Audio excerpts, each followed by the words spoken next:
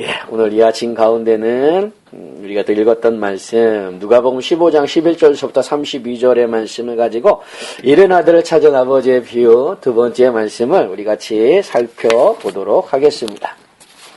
우리가 지난주에 봤던 이 비유의 말씀을 보면서 누굴 봤습니까? 둘째 아들의 모습을 봤습니다. 아버지의 재산, 그 재산을 미리 유산으로 상속받았습니다. 원래 유산이라고 하는 건 아버지가 돌아가신 다음에 받아야 하는 것인데 이 둘째 아들은 아버지가 살아 계셨음에도 불구하고 뭡니까? 달라고 하는 거예요. 어차피 나의 몫이니까 내게 주십시오 라고 하면서 아버지가 살아 계셨음에도 불구하고 재산을 요구한다는 거죠. 그에게는 이 둘째 아들에게 어떤 마음이 있는가? 아버지가 살아 계시든 아버지가 돌아가시든 그것은 둘째 아들에게 크게 중요하지 않은 거예요. 그 아들에게 중요한 것은 내게 돌아올 몫이 얼마냐? 내가 가져야 할 몫이 얼마냐? 라고 하는 것이 그에겐 더 중요했다라는 거죠. 그런데 아버지가 이걸 또 허락해줘요. 그래서 나눠줍니다. 그걸 가지고 어떻게 해요? 먼 타국에 가서 살았는데 허랑방탕한 삶을 살았다라는 거죠. 그래서 그걸 다 허비해버립니다. 다 허비해버리고 파산하여서 결국 어떻게 되는가? 둘째 아들은 이방인의 종이 된다는 거죠. 이방인의 종이 되어서 어떻게 해요? 돼지를 칩니다. 유대인들은 돼지를 깨끗하게 생각하지 않아요. 더럽게 생각합니다. 그래서 돼지를 치지를 않아요. 그런데 이 둘째 아들은 어찌합니까? 이 돼지 치는 종이 되어지는 거예요. 그러면서 먹을 것을 무엇을 먹는가? 돼지가 먹는 그 지엄 열매를 먹는데 그것마저도 마음껏 주는 사람이 없다라는 거죠. 그런 처지에 놓인 둘째 아들이 뭡니까? 깨달은 게 있었어요. 성경은 그걸 뭐라고 얘기하는가? 스스로 돌이켜라고 얘기하는 거예요. 스스로 돌이켜 뭡니까? 아버지에게 왔다라는 거죠. 그런데 지난주 우리가 봤던 이 스스로 돌이켜라고 하는 이 말의 원문의 뜻은 자기 자신에게로 돌아오다, 자기 자신에게로 돌아가다, 혹은 거울을 보고 나를 보다 이런 의미가 담겨져 있다라는 거예요. 그건 다른 번역 성경에서는 뭐라고 번역하느냐? 제정신을 차린다라는 거예요. 근데 이 말은 히브리인들이 회개라고 하는 단어를 사용할 때 쓰는 관용구라는 거야. 그가 회개했다, 그가 돌아왔다라고 하는 관용구를 쓸 때에 스스로 돌이켜라고 하는 이 단어를 쓴다라는 거죠. 근데 둘째 아들은 뭐예요? 이렇게 파산하여서 돼지를 치는 종이 되고 지엄 열매조차 먹지 못하는 처지 속에서 보게 된 게 뭡니까? 자기 자신을 보는데 자기 자신의 모습이 뭐예요? 돼지 같다는 거예요, 돼지. 돼지 같은 자기 자신의 모습을 보게 된 거예요. 그러면서 깨달은 게 뭡니까? 내가 하늘과 아버지께 뭐예요? 죄를 지었구나. 돌아가자. 그러나 아버지께 나를 뭐예요? 아들로 여기지 말고 품꾼으로 여겨달라라고 하면서 용서를 구하자라고 하는 거죠. 거기서 그 아들이 깨달은 게 뭐냐? 아버지께 죄를 지었구나라고 하는 것과 자신이 아버지의 아들이었구나라고 하는 사실을 확인하는 거였어요. 그런데 이렇게 확인하게 되어지는 자기 자신의 모습을 돌아보는 그것이 단순하게 파산해서 이렇게 돌아보는 게 아니라는 거죠. 우리가 지난주에 보았던 모습이 뭡니까? 그가 그런 생각을 갖게 되어지고 회개하는 때에 개입하시는 분이 있다라는 거예요. 그런 생각을 갖고 그런 마음을 가지고 돌이켜 아버지께로 돌아가고자 할 때 그 생각 가운데 관여하여 회개하는 것들 가운데 관여한 분이 계시다라는 거죠. 그분이 누구예요?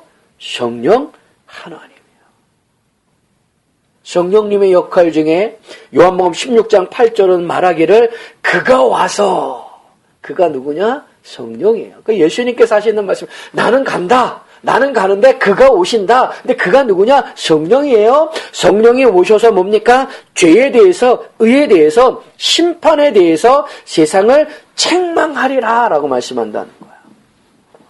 그러니까 성령의 역할 중에 하나가 뭐냐면은 회개하게 하는 자기 자신의 모습을 돌아보며 하나님께로 그 발걸음을 돌리게 되어지는, 아버지께로 그 발걸음을 돌리게 하는 그 회개의 마음을 불어넣는다는 거예요. 바로 둘째 아들이 그런 상황 가운데 있는 거예요. 스스로 돌이키는 그 생각 가운데 관여하신 분이 누구냐? 성령님이라는 거죠. 그걸 오늘 본문의 비유의 말씀과 연관해서 본다면 그게 뭐냐? 그게 아버지 마음이라는 거예요. 하나님의 마음이라는 거죠. 아버지의 마음이 집을 떠난 둘째 아들을 찾고 찾아서 돌아오게 한다라고 하는 거예요. 파산한다고 다 돌아오는 거 아니잖아요. 성령님께서 역사에서 그 생각을 갖게 하고요. 회개하게 하고요. 돌아오게 한다라고 하는 거예요. 그런 아버지의 마음을 읽을 수 있는 게 어디냐? 누가복음 15장 20절에 본 모습 중에 뭡니까? 둘째 아들이 돌아올 때에 아버지는 아직 거리가 멀어요. 거리가 멉에도 불구하고 아들을 보았다라는 거죠. 그리고 어떻게 해요? 그 아들을 측은히 여겨서 달려가서 목을 안고 입을 맞춘다라는 거였어요. 그러니까 날마다 이 아버지는 뭡니까? 둘째 아들을 떠나보낸 이후에 대문 밖에 나와가지고 동고 밖에서 아들이 오나 안 오나 살피고 있었다라는 거예요. 그런 아버지의 마음이 파산한 그 아들에게 찾아가서 찾아내어서 결국은 뭐예요? 돌아오게 했다는 거죠. 그래서 아들이 돌아오는 거예요. 결국 잃은 둘째 아들을 다시 찾으시는 아버지의 모습을 우리가 지난주에 보았어요. 그래서 그 아버지가 뭐라고 얘기합니까? 누가복음 15장 24절에 이 내 아들은 죽었다가 다시 살아났으며 내가 잃었다가 다시 얻었노라 라고 말한다는 거죠. 자, 그런데 여기까지 우리가 지난주에 봤던 모습이에요. 여기서 한 가지 더 생각해 보자고요. 뭘 생각하는가? 아버지의 마음이 그런 마음이었다라고 한다면 애당초 처음부터 둘째 아들의 요구를 거절하셨어야 하지 않겠느냐라는 거예요. 아버지는 둘째 아들의 그 의도를 아는 거예요. 그러니까 아버지가 살아계시든 죽고 또 아니면 돌아가시든 그게 크게 중요하지 않고 우선 재산에만 몰두하고는 그 아들의 마음을 아셨다면 차라리 거절해야 돼요. 근데 거절하지 않았어요. 주었단 말입니다. 그리고 이 아들이 먼 타국으로 갔어요. 그런데 아버지는 뭡니까? 맨 문 밖에 나와서 동구 밖을 바라보면서 뭡니까? 아들이 돌아오기를 기다리고 있다라는 거예요. 왜 기다려요? 찾아가면 되지.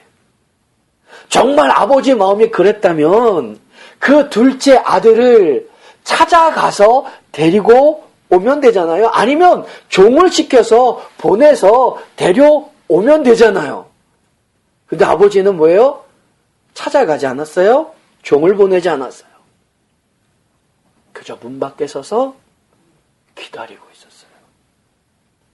왜요? 거기에 아버지의 마음 가운데 담겨져 있는 의도가 있다라고 하는 거죠. 그 마음이 뭘까요? 아버지는 아버지를 떠난 삶이 어떤 것인지 그 둘째 아들이 알기를 원했다라는 거예요. 깨닫기를 원했다는 거예요. 아버지를 떠난 삶이 곧 죄이고 아버지를 떠난 삶이 곧 돼지와 같은 삶이고 아버지를 떠난 삶에서 추구하는 모든 것은 다 뭐라는 거예요? 지업 열매와 같은 것을 그 아들이 알고 깨닫기를 원했다라는 거예요.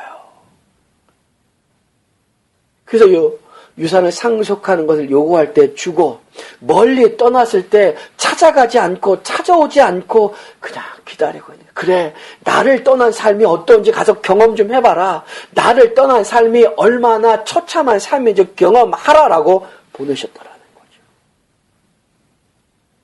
허용하셨다라는 거죠. 잃어버렸다라는 건 뭡니까? 가지고 있었다라는 거잖아요. 소유하고 있었다라는 거잖아요. 그 다음에 잃어버린 거잖아요. 우리의 인생을 가만히 보십시오. 아무리 화려하고 사람들이 부러워하는 인생을 산다 할지라도 하나님을 떠난 삶이라고 하는 것은 하나님 보시기에는 결국 뭐예요? 죄라는 거예요, 죄. 아무리 화려하고 사람들이 부러워하는 인생을 산다 할지라도 하나님을 떠난 삶이라고 하는 것은 대주가 진주를 걸친 것과 크게 다르지 않다라고 하는 겁니다. 하나님을 떠난 삶에서 추구하는 모든 것들은 하나님 보시기에는 모처럼 보이시는 거예요. 다 지엽 열매처럼 보이는 거예요.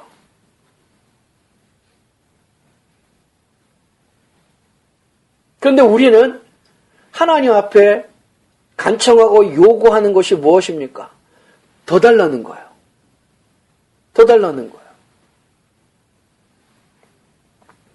이미 하나님의 나라를 유업으로 상속받을 자들이 우리예요. 하나님의 자녀예요. 이미 하나님께서 하나님의 나라를 내가 너에게 주겠다. 너에게 상속하겠다. 이것이 너의 유업이다. 이미 우리에게 주시기로 약속되어져 있는 거예요. 그런데 우리는 어떻게 해요? 지금 달라는 거야, 지금. 내가 이 땅에 살고 있는 동안에 빨리 주십시오. 어차피 주실 거 이 땅에서 좀 떵떵거리며 살 수 있게 해달라고 지금 달라고 요구. 혹시 우리가 그런 모습은 아니냐라는 거예요. 하나님 앞에 잃어버린 둘째 아들과 같은 모습이 우리에게는 없느냐라고 하는 거예요. 하늘나라를 상속받고 유업으로 받을 자들이 우리인데 그걸 기다리지 못하고 빨리 주십시오. 이 땅 가운데서 좀 어떻게 좀 살아보게 떵떵거리며 사람들이 부러워하는 화려한 삶을 살아볼 수 있도록 좀 빨리 주십시오라고 요구하며 간청하는 게 우리의 모습이 아니냐라고 하는 거예요. 그런 모습에 대해서 어느 목사님이 참 무서운 표현을 썼어요. 그분은 이런 사람들의 모습에 대해서 뭐라고 표현하시냐면 그런 사람들은 천국에 하나님이 계시든지 하나님이 계시지 않든지 그렇게 크게 중요하지 않게 여긴다라는 거예요. 그런 사람들은 천국에서 좋은 것들, 내게 좋은 것들만 가득 차 있으면 하나님이 계시든 하나님이 계시지 않든 그게 크게 중요하지 않다는 거예요. 이게 얼마나 무서운 생각이에요. 근데 우리는 그러지 않아요? 우리의 천국은 어떤가? 내가 생각하는 천국은 어떤가? 가만히 생각을 해보십시오. 과연 그것이 하나님이 계시는 곳입니까? 아니면 계셔도 좋고 안 계셔도 좋은 천국입니까? 이걸 좀 뒤집어 얘기해보면 이렇죠. 거칠고 험하고 배고프고 가난한 곳이라 할지라도 거기에 하나님만 계시면 만족할 수 있겠느냐라고 하는 질문이에요.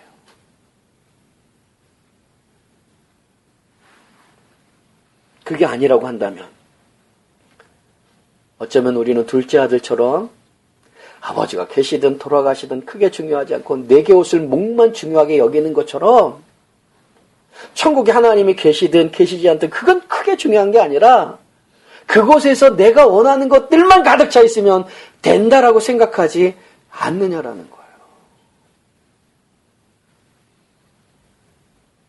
우리가 예수님을 믿고 살면서 하나님의 나라를 유업으로 상속받을 하나님의 자녀임에도 불구하고 돼지처럼 살고 있지 않느냐라는 거죠. 돼지처럼 세상의 것에만 목매어 살고 있지 않느냐라는 거예요. 지엽 열매 같은 세상의 것들만 추구하고 있지 않느냐라고 하는 거예요.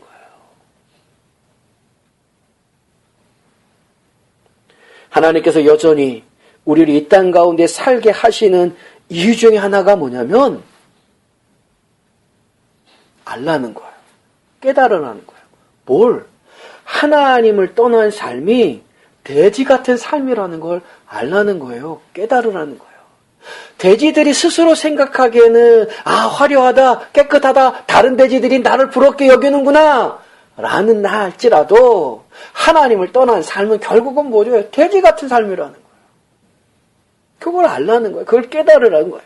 그리고 하나님을 떠난 삶은 뭐라는 거예요? 뭐와 같다라는 거예요. 그 떠난 삶 가운데 추구하는 모든 것들은 다 지옥 열매와 같다는 거예요.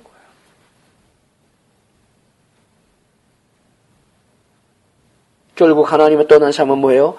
죄라는 거죠. 그걸 우리가 이 세상 가운데 살아가면서 그걸 보라는 거예요. 알라는 거예요. 깨달으라는 거예요. 그래서 고린도전서 15장 19절에 이렇게 표현합니다. 만일 그리스도 예수 안에서 우리가 바라는 것이 다만 이 세상의 삶뿐이면 모든 사람 가운데 우리가 더욱 불쌍한 자이니라. 예수 믿고 삶에도 불구하고 세상의 사람들처럼 똑같은 죄지의 모습을 가지고 돼지가 추구하는 지엄 열매를 바라면서 우리도 살고 있지 않느냐. 그러면 성경이 뭐라고 얘기하느냐. 그건 가장 불쌍한 사람이라. 그래서 이 세상 살아가면서 우리가 가져야 될 모습이 뭐냐? 예수를 믿고 살면서 더욱더 하나님만 바라보며 살아야 한다는 거예요. 그러니까 잠언은 이렇게 얘기합니다. 잠언 23장 17절에 내 마음으로 죄인의 형통을 부러워하지 말고 항상 여호와를 경외하라. 하나님을 떠난 삶은 다 돼지 같은 삶이에요. 우리가 돼지의 삶을 부러워하나요? 아니잖아요. 그런데 우리가 이 세상을 살아가면서 그런 돼지의 삶, 하나님을 떠난 그 돼지와 같은 삶을 부러워하고 그 악인의 형통을 부러워하며 그 죄인의 형통을 부러워하며 살고 있지 않느냐라는 거예요. 하나님의 자녀된 우리로서 살아가야 될 모습이 뭐냐? 더욱더 하나님만 바라며 살아가는 거죠. 그게 우리의 모습이 되어야 한다는 거예요. 이제 한 사람 더 볼게요. 그게 누구냐? 큰아들이에요. 큰아들은 어떻게 됩니까? 둘째 아들이 돌아오자 아버지는 좋은 옷을 입히고 손에 가락지를 끼우고 신을 신기고 살진 송아지를 잡아서 잔치를 벌입니다. 그러면서 하는 말이 네 아들이 죽었다가 다시 살아났으며 내가 잃었다가 다시 얻어노라 라고 하면서 즐거워하면서 기뻐하면서 잔치를 크게 벌렸다라는 거죠. 사람들을 다 초대해서 마을 사람들 다 초대해서 잔치를 벌립니다. 이 잔치에 큰아들의 반응이 뭔가 28절을 한번 보십시오.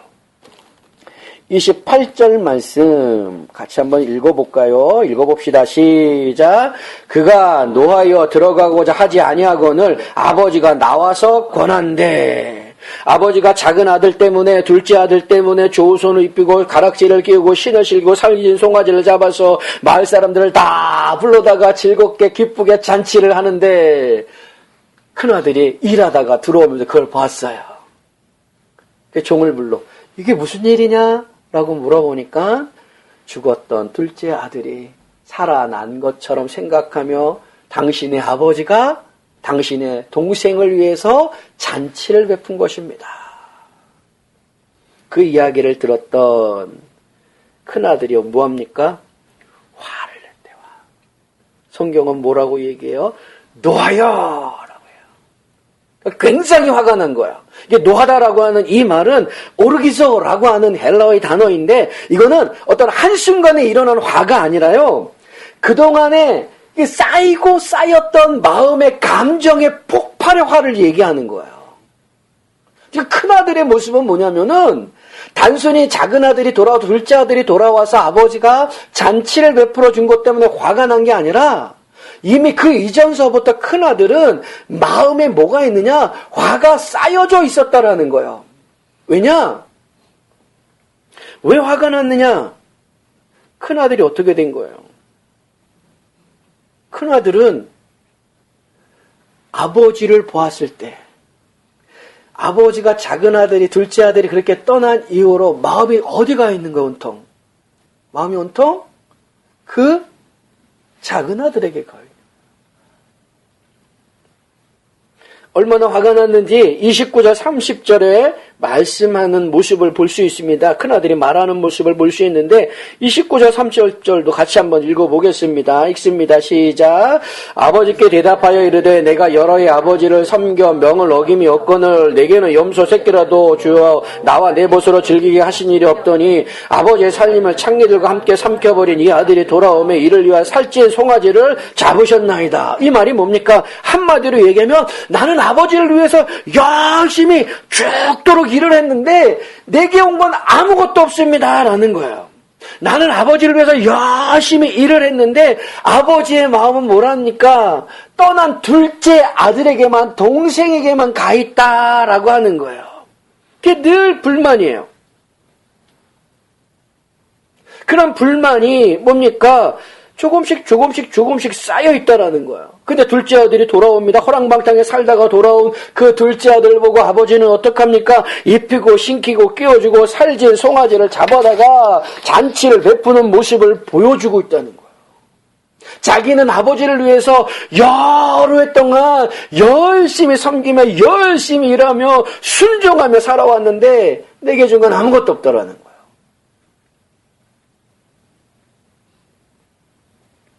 그날의 입장에서 보면 이게 얼마나 서운하겠습니까? 아들 입장에서 보면. 그런데 이게 이런 모습이 아들의 입장의 모습이 아니라는 거예요.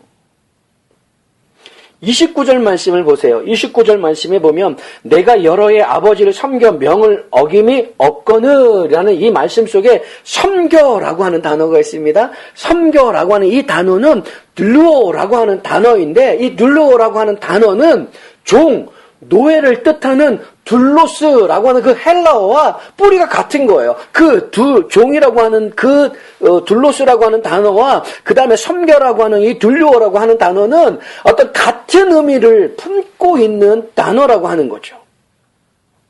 그러니까 여기 둘루어라고 하는 이 섬겨라고 하는 이 단어의 깊은 뜻은 뭐냐면은 종으로서 상전을 섬기듯이 아버지를 섬겼다는 거예요. 그러니까 아들의 입장에서 아들로서 그 책임과 의무와 감사 속에서 아버지를 섬기며 순종하며 살아왔던 것이 아니라 그는 종으로서 아버지를 위하여 수고하고 애쓰고 땀 흘렸다라는 거예요. 근데 종은 뭡니까? 뭔가 대가를 바라는 거예요. 대가를 바라는 거예요. 그러니까 이 큰아들은 스스로 뭐가 되어진 겁니까? 스스로 종이 된 거예요. 종이 돼서 아버지를 아버지로 보지 않고 아버지를 상전으로 보고 그 상전의 눈치를 살피면서 그 상전이 내게 줘야 할 그 분깃을 바라보면서 여러 해 동안 참으면서 일해왔다라는 거예요.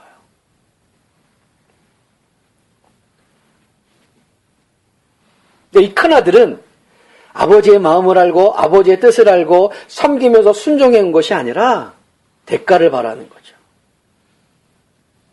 대가를 바라면서 아들로 위장된 종으로서의 성실함만 나타낸 거예요. 그러니까 내가 이렇게 열심히 일했으니까 아버지가 가진 거 다 놔줘야 돼요.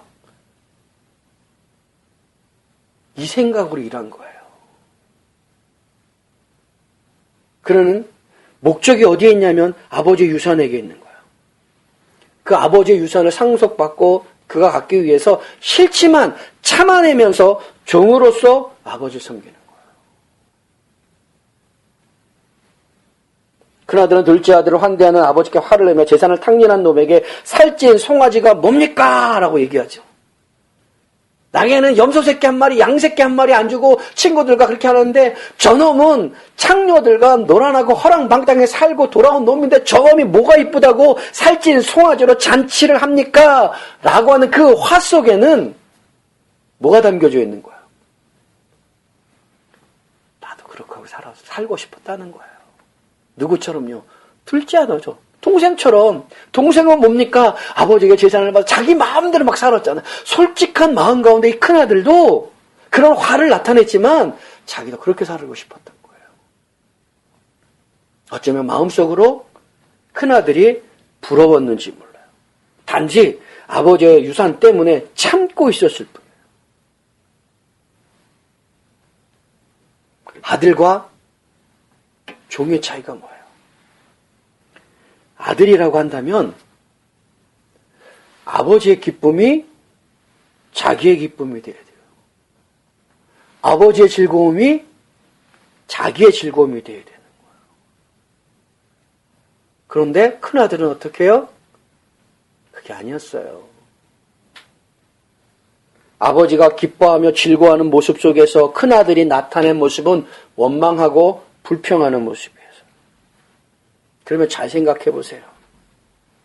아버지의 마음을 모르고 아버지를 떠나서 자기 마음대로 허랑방탕한 삶을 살았던 둘째 아들이나 아버지의 곁에 있지만 여전히 아버지의 마음을 헤아리지 못하고 아버지의 즐거움에 참여하지 못하고 온갖 원망과 불평을 품어내며 아버지의 재산만 바라보면서 종으로 섬긴 그 큰아들이나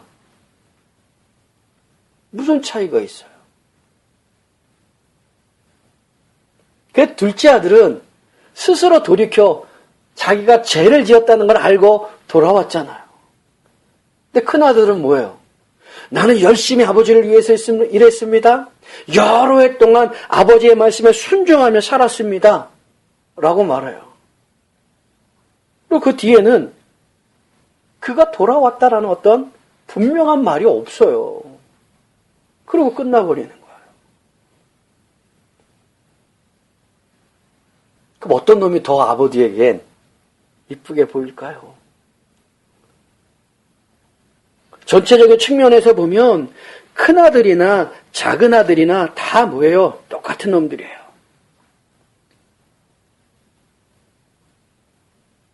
돌에 맞아, 율법에 의하면 돌에 맞아 죽어 마땅한 아들들이라고 하는 것이죠. 결국 큰아들도 아버지에게는 뭐예요? 잃어버린 아들이에요. 몸은 옆에 있지만 아버지의 마음과 뜻을 헤아리지 못하는 잃어버린 아들과 같다는 거죠. 근데 그런 큰 아들에게도 아버지가 어떻게 하시는가? 28절을 보면 그가 노하여 들어가고자 하지 아니하거늘 아버지가 나와서 권한대. 잘 보세요. 여기에 보면 아버지가 둘째 아들을 기다리는 모습이 여전히 대문 밖에 나왔죠. 문 밖에 나와서 동구박을 바라보며 아들을 기다렸던 것처럼 큰아들에게도 뭡니까? 아버지가 나와서 권한대 라고 합니다. 아버지가 문 밖으로 찾아 나오신 거예요. 왜요? 큰아들이 들어가지 않겠다 그러니까. 아버지가 문 밖으로. 어떻게 보면 참 초량한 아버지예요. 둘째 아들 때문에도 문 밖에 나와서 그를 기다리고 그를 보자 측은히 여겨가 달려가 끌어안고 입을 맞췄던 아버지. 근데 큰아들도 뭡니까? 화를 내면서 들어오지 않아요. 그러니까 아버지가 어떻게 해요? 문 밖으로 나와요. 나와서 그를 권한대요. 그런데 여기서 권하다라는 말이 뭡니까? 문 밖에 나와서 잔치에 들어가자고 권한다라고 해서 이 권하다라고 하는 이 단어는 파라칼레오라고 하는 헬라어인데 부르다, 초청하다, 위로하다라는 뜻이에요. 그런데 이 단어와 같은 뿌리를 두고 있는 단어가 있는데 우리가 잘 아는 단어입니다. 그건 보혜사 혹은 중보자, 그러니까 우리가 흔히 성령이라고 말씀하는 그 단어를 나타내는 파라클레토스라고 하는 그 단어와 같은 의미 속에 있는 거예요. 같은 뿌리예요. 권한다라고 하는 말이 성령, 보혜사 이거와 같은 뿌리를 두고 있는 거예요. 예수님께서 왜 여기서 이런 단어를 쓰셨을까? 그거는 초청하는 거예요. 아들을 부르는 거예요. 성령으로서 아들을 초청하는 거예요. 그리고 위로하는 거예요. 그리고 자기 곁으로 부르는 거예요. 그 단어가 바로 권하다라고 하는 그 단어라는 거예요. 그러니까 이 큰아들에게도 아버지는 뭡니까? 문 밖에 나가서 그를 찾고 찾아서 권합니다. 성령으로 그를 위로하고 성령으로 그를 초청하여서 자기 곁으로 뭡니까? 부르시는 거예요. 결국 그것도 뭡니까? 회개케 하는 거죠. 그러면서 어떻게 하는 거야? 그 아버지가 있는 그 잔치의 자리로 부르시는데 31절, 32절 그 얘기를 보여줍니다. 31절, 32절 같이 한번 읽어보겠습니다. 시작. 아버지가 이르되 예 너는 항상 나와 함께 있으니 내 것이 다 내 것이로되 이 내 동생은 죽었다가 살아났으며 내가 잃었다가 얻었기로 우리가 즐거워 기뻐하는 것이 마땅하다 하니라. 결국은 뭐야? 자, 빨리 잔치에 들어가자. 이렇게 잔치에 즐겁고 기뻐하는 것이 당연한 거야. 즐거운 거야. 마땅한 거야. 그래서 큰아들도 부르는 모습을 보여주고 있다는 것이죠. 여기서 큰아들이 보여주는 모습은 무엇이겠습니까? 자기 의예요. 자기 열심이에요. 성경의 단어를 쓴다면 교만한 자의 모습이야. 내가 이만큼 수고하고 이만큼 노력하고 이만큼 순종하고 이만큼 기도하며 이만큼 헌금했고 이만큼 섬겼으니 하나님 마땅히 내게 주실 것을 주십시오라고 하는 거예요. 거기에는 아버지의 마음이 어떤지, 아버지의 뜻이 어떤 것인지, 아버지의 기쁨이 어떤 것인지, 아버지의 즐거움이 어떤 것인지 그건 나중이에요. 그건 크게 중요하지 않아요. 그러나 내가 이렇게 수고했습니다. 내가 이만큼 땀 흘렸습니다. 내가 이만큼 순종했습니다. 내가 이만큼 기도했습니다. 그러니 주십시오. 자기 의를 드러내면서 그에 상응한 것을 달라고 요청하는 자의 모습을 큰아들이 보여주고 있다는 거예요. 이 교만의 모습은 뭡니까? 하나님 앞에서 멸망의 선봉의 모습이에요. 죽을 자의 모습이죠. 큰아들도 돌 맞아 죽어야 될 놈이에요. 그런데 그런 큰아들을 어떻게 합니까? 아버지는 잔치에 부르시면서 아들로서 마땅히 즐거워하고 기뻐해야 할 것을 누릴 것을 말씀하고 있다는 거죠. 우리가 예수를 믿는다고 신앙생활 한다고 교회 안에서 나름대로 열심히 부단히 수고하고 애쓰며 땀 흘리며 말씀에 순종하며 섬기며 살아갑니다. 이것이 혹시 우리에게는 하나님 앞에 내 의로 드러나지 않느냐라는 거예요. 하나님 나 이만큼 수고했습니다. 이만큼 애를 썼습니다. 아들로서의 수고와 섬김이 아니라 종으로서의 섬김과 수고로 대가를 요구하고 있지는 않느냐라는 거예요.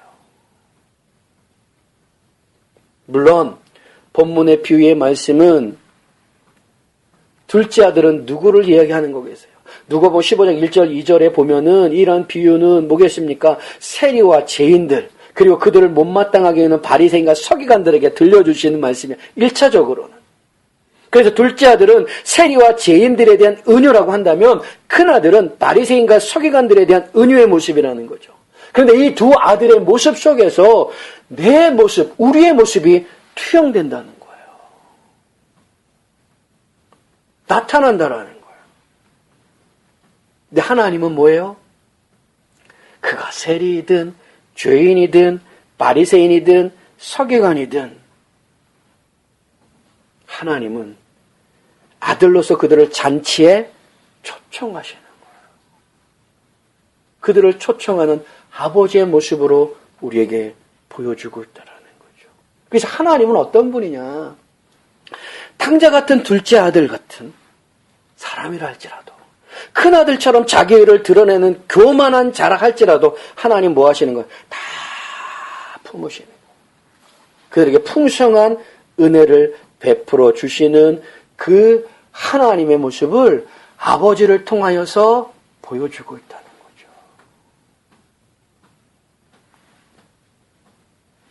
그게 이런 분이 하나님이야 라는 걸 보여주고 있는 거예요. 그리고 너희를 돌아오게 하는 것, 너희들을 아들로 하시게, 아들로서의 어떤 그걸 누리게 하는 건 누구냐? 아버지라는 거예요. 그걸 예수님이 말씀하네요. 이러한 모습 속에서 아들이 가져야 될 모습이 뭘까요? 그건 내가 아버지의 아들이라는 걸 잊지 않는 거예요. 그걸 잊으면 뭐가 돼요? 돼지가 되는 거예요. 내가 아버지의 아들이라는 걸 잊지 않는 것. 그리고 아버지의 마음이 어떤 것인지, 아버지의 뜻이 무엇인지 헤아려 드릴지 아는 것. 그게 아들인 거죠. 그리고 아버지가 기뻐하시고 아버지가 즐거워하시는 그 일에 같이 기뻐하고 같이 즐거워하는 것이 아들이라는 거예요. 그게 우리의 모습이 돼요. 이 시간 함께 예배하는 귀한 우리 성도들이 그랬으면 좋겠습니다. 하나님의 자녀로서 아버지 되시는 하나님의 마음과 뜻을 잘 헤아려 드리고 그 하나님의 기쁨과 즐거움에 기꺼이 기뻐하며 즐거워하며 동참하며 참여할 수 있는 사랑하는 모든 성도님들이 다 되실 수 있기를 주님의 이름으로 축원합니다. 아멘. 기도하겠습니다.